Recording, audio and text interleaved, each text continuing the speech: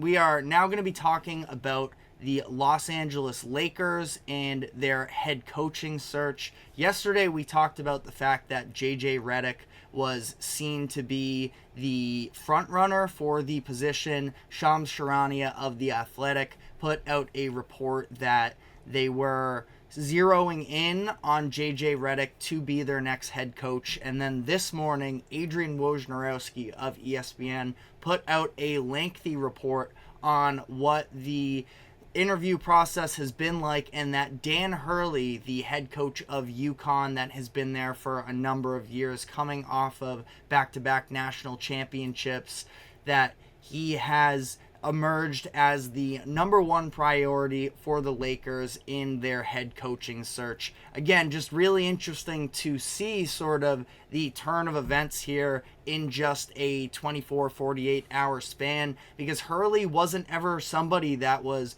really heavily linked to the Lakers. Now, in large part, it was likely because of the fact that the Lakers may not have been able to expect Dan Hurley potentially being available. But at the same time, there is some sense to it in the fact that Hurley has never been shy of talking about the fact that he wants to eventually challenge himself, test himself, I think is the specific word that he used, at the highest level possible, which of course is the NBA.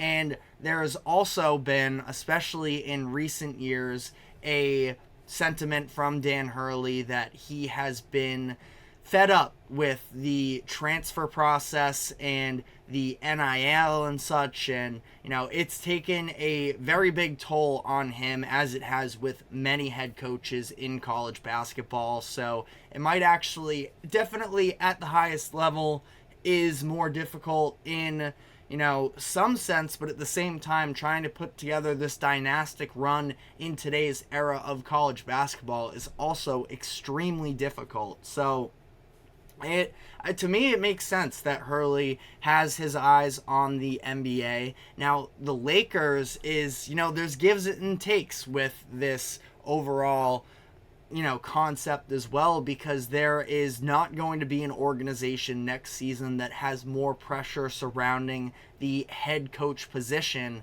So it's going to be really interesting to see from that standpoint, whether or not Hurley is willing to leave a situation where, he's the king of Stores, Connecticut right now, and he would be going into a very contentious situation in LA. Now, at the same time, we have seen LeBron James on social media praise Dan Hurley through specifically this past year's tournament run. So, and Hurley is, a mastermind of a head coach. Obviously, it's in his genes. His brother, his dad have both been, big name head coaches as well in the college basketball atmosphere, and winning back-to-back national championships is going to get you a little bit of NBA buzz. We have seen a number of the greatest college head coaches of all times, Rick Pitino, Coach K of Duke, and John Calipari, all in recent years. Even if you want to go to Billy Donovan, who won back-to-back national championships, the last set of back-to-backs since prior to Hurley winning it this year. All of these guys have gotten their opportunities in the NBA, and as a result, some have managed better than others in that next jump. Coach K didn't end up making the NBA jump, but Donovan, Pitino, and Calipari all sort of did. Calipari, I'm getting off topic here, but regardless, we have seen some of these big name coaches make the jump, and ultimately, specifically when you look at Pitino, who really flamed out in Boston, he talked about the fact that leaving Kentucky was the biggest regret of his coaching career. He still comes back, and ultimately his reputation, even with the scandals that went down at Louisville in the mid-2010s, he's somebody who is still regarded as one of the greatest college head coaches of all time. So it is an interesting conversation, ultimately for Hurley, from an outside perspective for both myself and anybody else that is invested in this conversation, this is ultimately a preference decision from Dan Hurley and what his family wants to do. Like I mentioned, Hurley probably never has to pay for a meal in Connecticut, considering how this stint has worked out for him. But at the same time, if he wants more, going to LA and finding himself among one of the, if not the most prestigious franchise in NBA history would be a massive deal for him that, ultimately I can understand that being hard to pass up. Now, it's interesting from the Lakers' perspective of this as well. What I will first say here is I really like JJ Redick. I've been a fan of him since he sort of burst onto the media scene. It really scares me for JJ Redick's sake, for the Lakers' sake, if he were to go from just being in the media, recently retired from the NBA, never coaching above the youth level, to then take on, not even as an assistant, and then take on the head coaching job of the LA Lakers. Ultimately, if that does happen, rooting for him, but I do think that also has a chance of being a massive bust of a signing for the Lakers. Now, I talked about this at length yesterday as well, the fact that I don't think the Lakers are going to be necessarily in that upper echelon of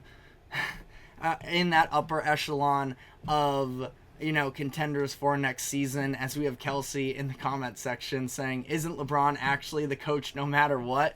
A little bit, yeah, especially, on the court. And I do think that if JJ Redick, who has no experience really being a head coach at an advanced level, to some degree, LeBron's now friends with JJ Redick, so I don't think that he would be openly dismissive and disrespectful to Redick, but I do think that there would be a little bit of a hard time for the Lakers and for LeBron James to sort of, fall in line in terms of that hierarchy. Now, LeBron has said that this offseason he doesn't want the Lakers to worry about him as much, that they should be prioritizing what Anthony Davis wants. It sounds like there's a really good rapport between him and James Borrego from their shared time in New Orleans, but it is interesting, sort of the level of buy-in from LeBron. I do think that LeBron would ultimately show JJ Redick some respect, but again, I think that the power dynamic there could be a little bit tough. And Dan Hurley is somebody who could absolutely, command that Lakers franchise, really, and they are hoping that he can be a little bit of a franchise builder like what he's been with for UConn for the past decade or so. So this is a hiring that, again, ultimately it comes down to what Hurley wants to continue doing in his coaching career. If he wants to make the jump to the NBA, there's going to be an opportunity for him, if not this offseason with the Lakers, probably soon. Now, he is currently working on a restructure with UConn to find a new contract.